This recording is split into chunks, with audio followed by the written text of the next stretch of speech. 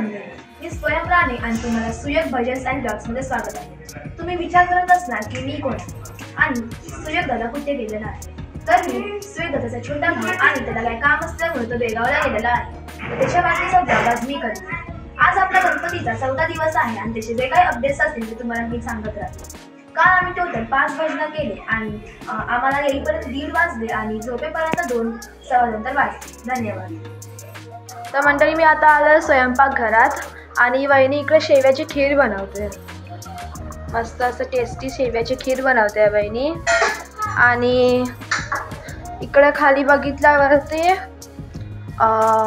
भाजी शिजते, बीन्सची भाजी आहे ही। मोठे मम्मीने बनवलेली ही बीन्सची भाजी। तर मंडळी, जसं तुम्हाला माहिती आहे की उद्या हौसा आहे आणि वहिनीचा हा पहिला हौसा आहे।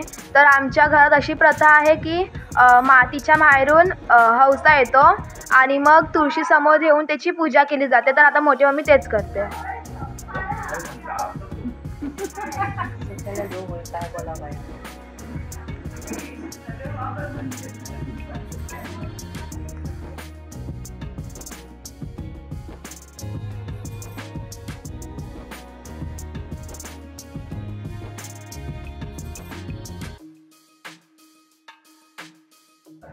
तर मंडळी, आता जेवणाची तयारी चालू आहे। आता आपण बघूया।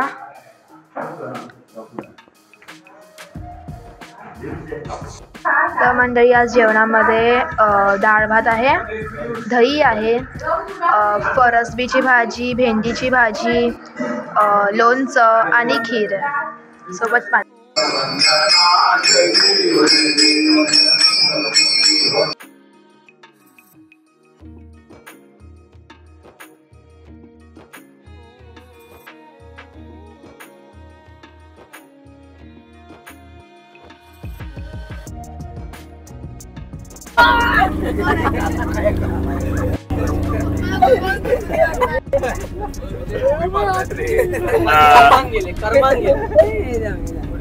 तो गाईस आज भजनाचा 4था दिवस होता।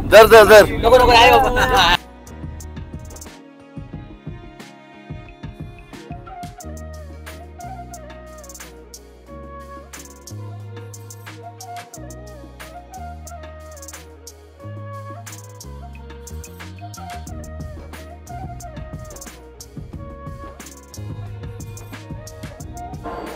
तर मंडळी, कोकणामध्ये जेव्हाही भजन होतं तर ते भजन 6 भागामध्ये डिस्ट्रीब्यूट केलेलं आहे। म्हणजे पहिला भाग जो आहे तो आहे प्रार्थना, आणि प्रार्थनानंतर येते जय जय राम किंवा एक भजन येतं, त्याच्यामध्ये रामाची स्तुती केली जाते किंवा शंकराची स्तुती केली जाते। त्यानं तिसरं येतं विठ्ठलाची स्तुती किंवा रूपाचा अभंग ज्याला म्हणतात। रूप पाहता लोचनी देखोनिया तुझा रूपाचा अभंग, हे सगळे अभंग जे आहे ते रूपाच्या अभंगामध्ये येतात आणि हे तिसरं येतं। आणि चौथं जे आहे ते आहे गजर।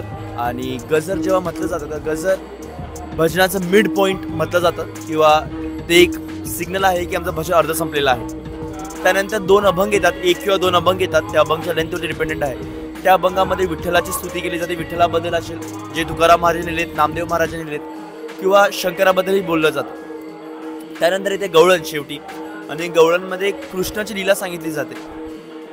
कृष्ण गवळीयाचे माखन चोरी, वृंदावनी वेणू जे कृष्ण बासुरी वाजवायचे त्या मधुराबद्दल सांगते। तर अशी गवळण होते आणि गवळण संपल्यानंतर शेवटी गजर असतो, आणि हा गजर जो आहे तो मिड गजरपेक्षा जरा वेगळा असतो, कारण हा गजर भजनाची एंड स्पेसिफाय करतो।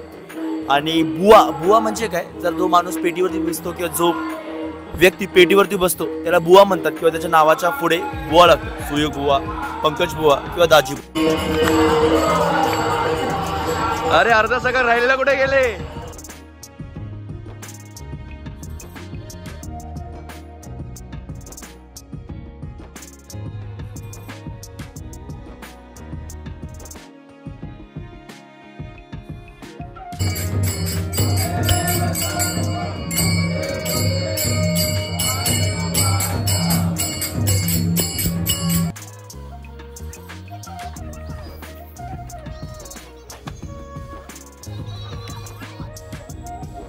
तर म्हणजे आता रात्रीचे 3 वाजलेले आहेत आणि आम्ही आज टोटल 5 भजनं केली।